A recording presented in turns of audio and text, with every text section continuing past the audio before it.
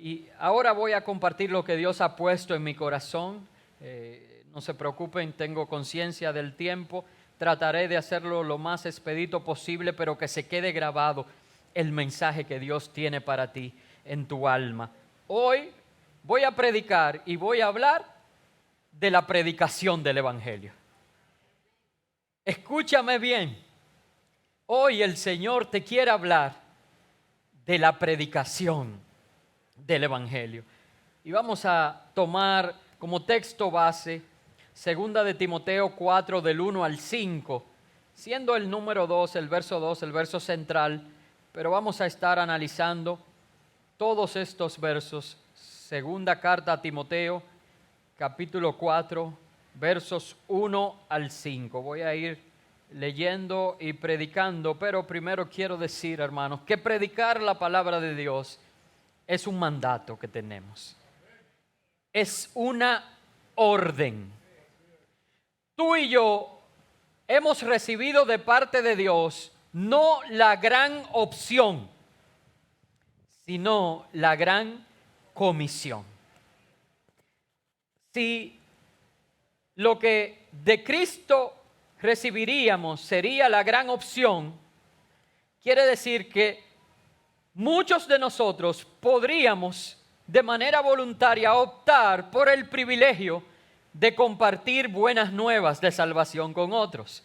Sería opcional, pero al ser una comisión, tú has sido comisionado, tú has sido enviado, tú tienes la misión de vida. ¿Y cómo dice la gran comisión? De ir por todo el mundo y predicar el Evangelio.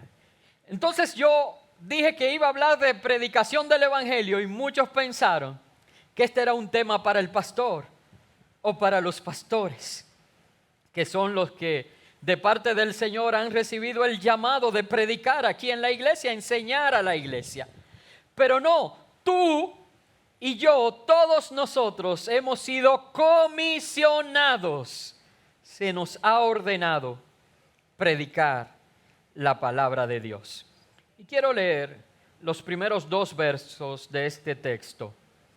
2 de Timoteo 4, 1 y 2. Dice lo siguiente: te encarezco delante de Dios y del Señor Jesucristo, que juzgará a los vivos y a los muertos en su manifestación y en su reino. Quiero hacer una pausa.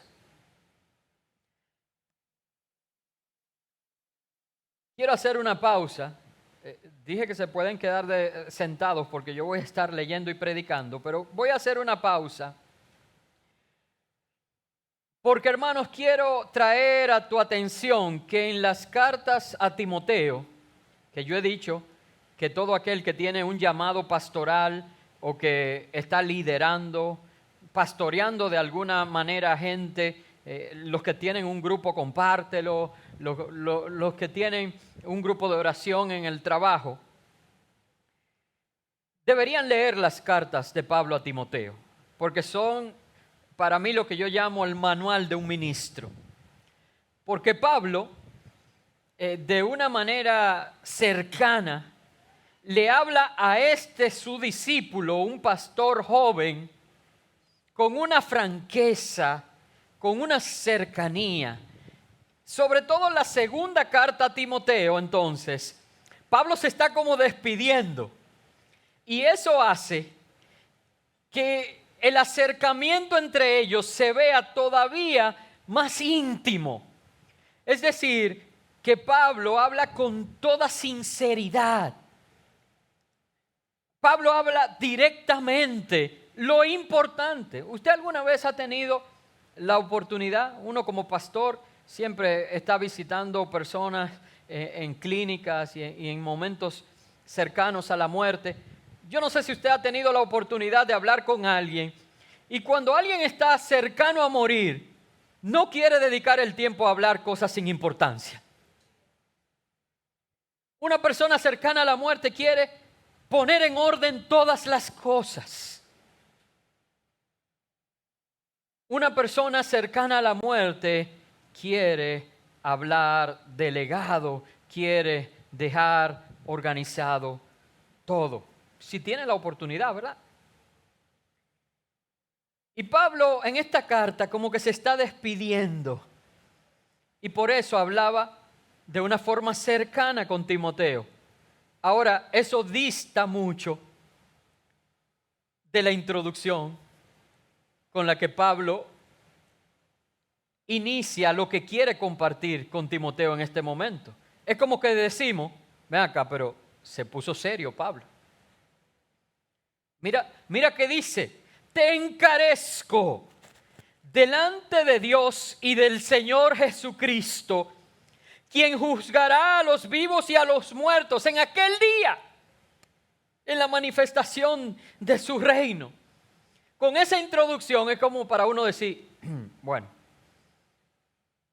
habla Pablo, ¿qué es lo que vas a decir? ¿Cuál es la instrucción que vas a hacer?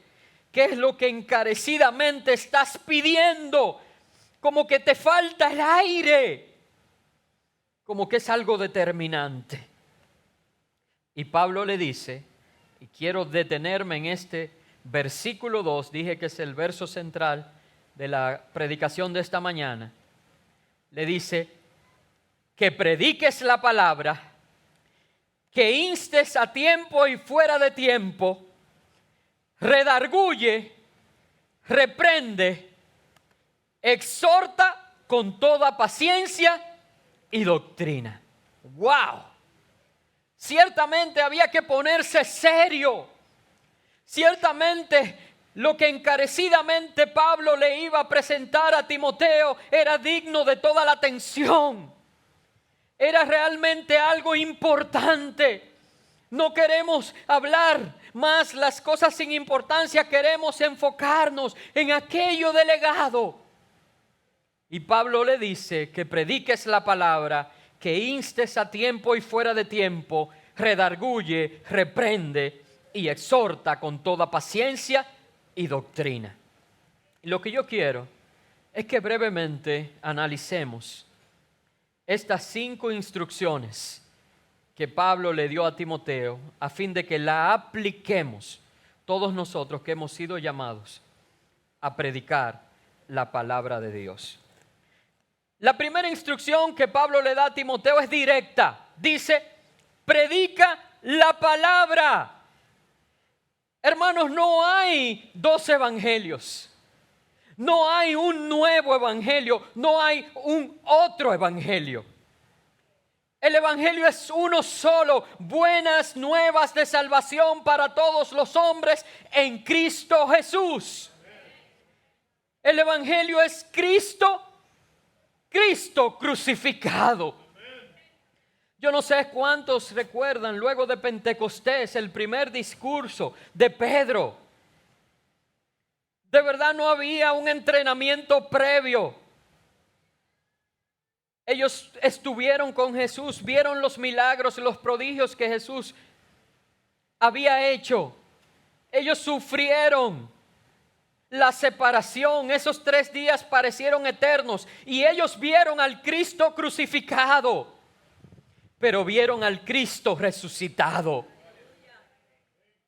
Y ese Cristo resucitado les habló una promesa, y esa promesa, estando todos juntos y unánimes, vino sobre ellos y descendió el Espíritu Santo que los llenó de poder. Pero cuando llegó el momento que Pedro se levantó y predicó y se convirtieron allí más de 3,000 personas, hermano, ¿usted se imagina eso? Óyeme, mira, nosotros hacemos una actividad y pasan 10 personas. Mira, el corazón como que a uno se le acelera. Yo recuerdo una vez, una de las primeras actividades que hicimos en la UAS, ese día pasaron como 27 personas. ¡Wow! Y uno estaba caminando como en el 8º cielo, ni siquiera en el 7º.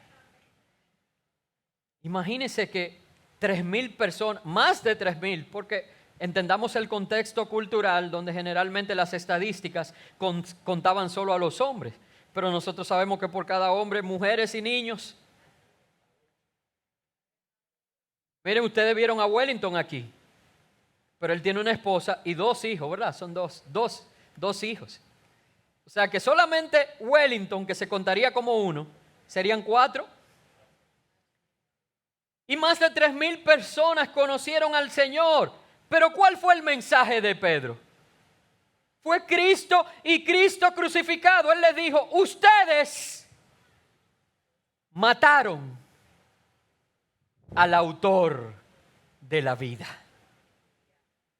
Él no vino con medias tintas. Él no vino con paños tibios. Él no estuvo acomodando el mensaje porque ahora los pastores tenemos que cuidarnos tanto porque de todo la gente se ofende. Hermanos, esta palabra es ofensiva. ¿Saben por qué? Porque esta palabra nos confronta con nuestro pecado. Nos hace ver nuestra condición, que somos pecadores, y nos hace ver que hay un castigo para el pecado. La paga del pecado es muerte. Pero también tiene la buena noticia que la dádiva de Dios es vida a través de Cristo Jesús. No tenemos que guardarnos, ay, que no quiero pisar callos, pero tampoco tenemos que inventar fábulas. Hay un solo evangelio, un sencillo evangelio. Tú puedes predicar, porque solamente tienes que decir y hablar acerca de Cristo y Cristo crucificado. Número 1, predica la palabra. Predica a ese Cristo que todavía vive hoy. Número 2, Pablo le dice a Timoteo, instes a tiempo y fuera de tiempo. Te ruego encarecidamente que instes a tiempo y fuera de tiempo. Pero saben, hermanos, esta parte no se trata de ser inoportunos. Al contrario, se trata de aprovechar cada oportunidad. Voy a repetir eso. Instar a tiempo y fuera de tiempo no se trata de ser inoportunos. Se trata de aprovechar cada oportunidad. Yo quiero dejarles una tarea, que usted haga un ejercicio, si quiere que se haga vida en su vida este principio.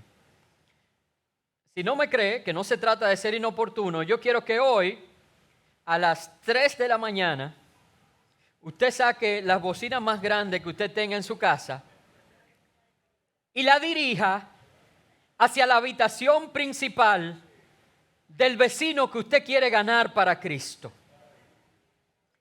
Y a esa hora, usted va a subir el volumen lo más que pueda y va a adorar a Dios con un corito que diga, alabaré, alabaré, alabaré, alabaré.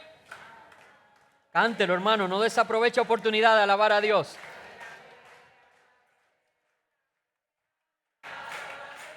Juan vio el número.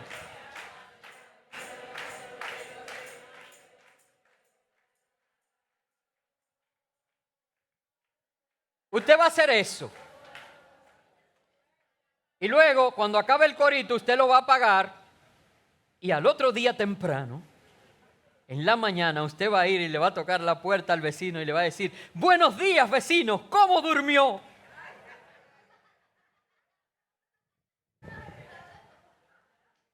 Vecino, estoy aquí para invitarlo a que me acompañe a la iglesia. ¿Qué usted cree que va a pasar? ¿Usted cree que la referencia del Evangelio, y le dije, es malo adorar a Dios? Pero fue inoportuno en la hora de descanso de ese vecino. Pero se trata de aprovechar cada oportunidad. Y aquí quiero compartir con ustedes rápidamente 2 cosas. Una bíblica y otra una anécdota. Voy a iniciar por la anécdota. Ustedes saben, en el 2019 yo tuve la oportunidad de viajar con el pastor Rafael Montalvo. Ustedes saben la amistad que tenemos, que cada martes él viene aquí a la iglesia y oramos, un grupo de amigos. Y él y yo tuvimos la oportunidad de viajar juntos y nos quedamos incluso en la misma habitación del hotel, de esas habitaciones que tienen 2 camas. Y eso me dio a mí la oportunidad de un hombre de Dios como este, que tiene una trayectoria tremenda en los medios de comunicación, músico reconocido, un pastor de éxito con una iglesia muy grande, de poder verlo en el día a día, de saber sus rutinas de oración, de ver cómo llamaba a su esposa y se comunicaba con ella, pero sobre todo me dio la oportunidad de notar algo que me marcó. Y es que nosotros, Yulisa le dijo a él, en ese momento yo estaba luchando con el consumo de agua, y Yulisa le dijo, pastor, tiene que ayudarme a que Jorge tome agua, y él se pasó todo el viaje, te toca agua, y entra y la pagaba él, la compraba, agua, ¿no? Yo me comprometía a que tú bebas agua. Y entrábamos a uno de estos, vamos a decir, colmados, como le decimos aquí. Y yo veía que él venía a pagar el agua y le decía, mira, pero qué amable me has atendido. ¿Tú eres cristiano? No. Pero esta es una oportunidad que Dios te presenta de que tú seas cristiano. Mira, nosotros somos pastores y estamos aquí con un propósito. No es solamente comprar el agua. Y empezaba, hermanos, a hablarle del evangelio, pero íbamos en un taxi y él le decía, mira, pero tú eres una persona que me parece tal cosa, tú. Y de pronto el taxista empezaba a llorar, nos contaba las situaciones que estaba pasando, llorábamos todito y el taxista oraba con nosotros y recibía al Señor. Y yo, pero Dios mío, de manera intencional, donde quiera que teníamos un contacto con alguien diferente a nosotros, él buscaba la manera de impactar su vida. Eso es aprovechar cada oportunidad, porque yo no he vuelto a Panamá desde el 2019, mucho menos entrar a ese colmado o montarme en ese carro con ese taxista. Y Dios permitió que yo estuviera allí. Tenía que aprovechar cada oportunidad. Y quiero que lo veamos ahora en la Biblia rápidamente, usted mismo. Necesito un voluntario que me ayude. Hechos 17. No puedo porque dije que por razones de tiempo iba a hacerlo breve, pero solamente que usted me ayude con lo siguiente. Abra en su Biblia Hechos 17 en versión Reina Valera 60 y léame los 3 títulos que se narran en ese capítulo 17, el cual ustedes van a estudiar luego en su casa, para que veamos de qué se trata aprovechar cada oportunidad. ¿Alguien lo tiene? Adelante. Va uno, lo lee, se detiene y así, para que me dé oportunidad de decir algo. El primer título es el alboroto en Tesalónica. Lo que se armó allí, hermano, fue un tremendo alboroto porque Pablo aprovechó y se reunió con ellos como acostumbraba en la sinagoga a enseñarles la palabra. Y dice que allí discutía acerca de la palabra. Y fue tan interesante que se quedó por 3 días de reposo. Usted sabe que eso cada 7 días, 3 días de reposo, 21 días enseñándole la palabra. Y esto provocó un gran alboroto. Segundo título. Pablo y Silas en Berea.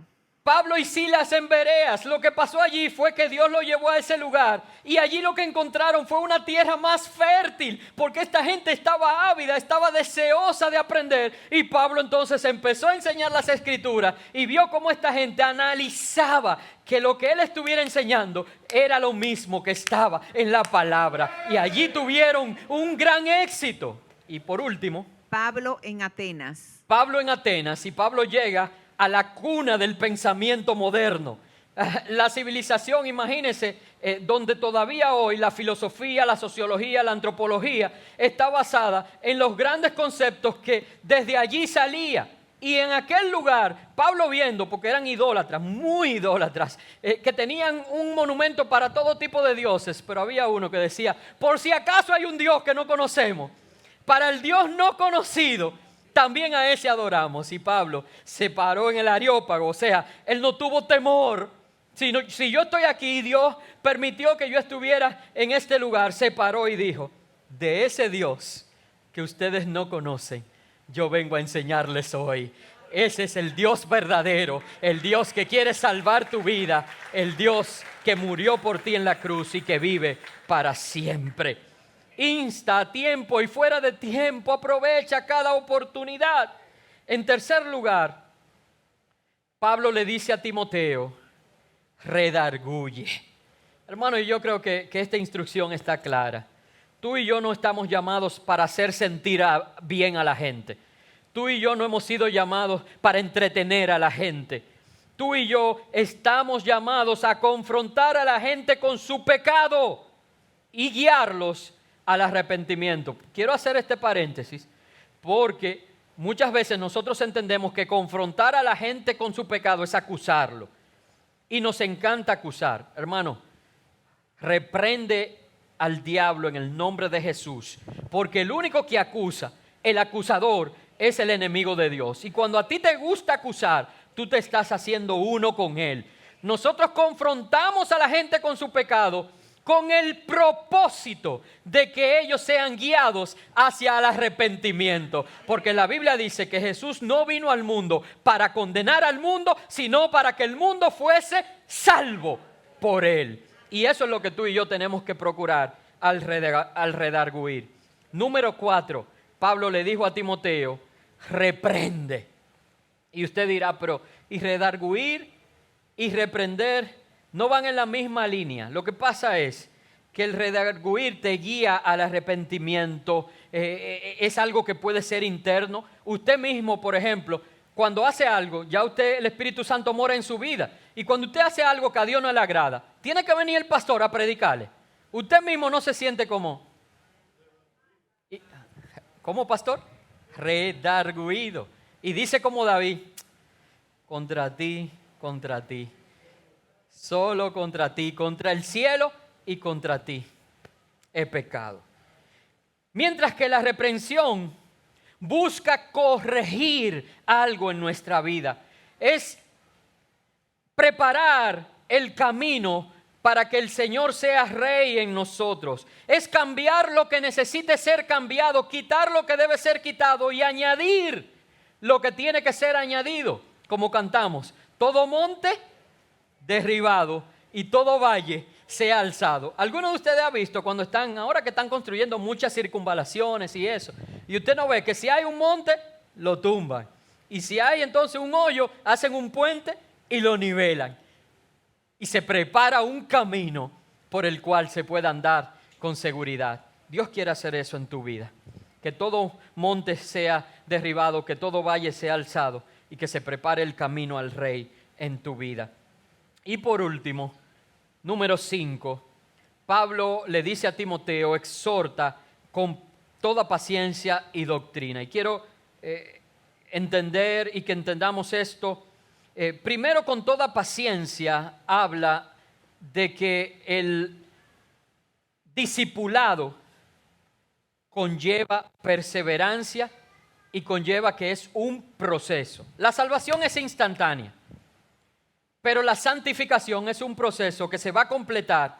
Yo digo que camino a las nubes, porque es que cada día, yo tengo tantos años en el Evangelio y cada día siento que me falta tanto.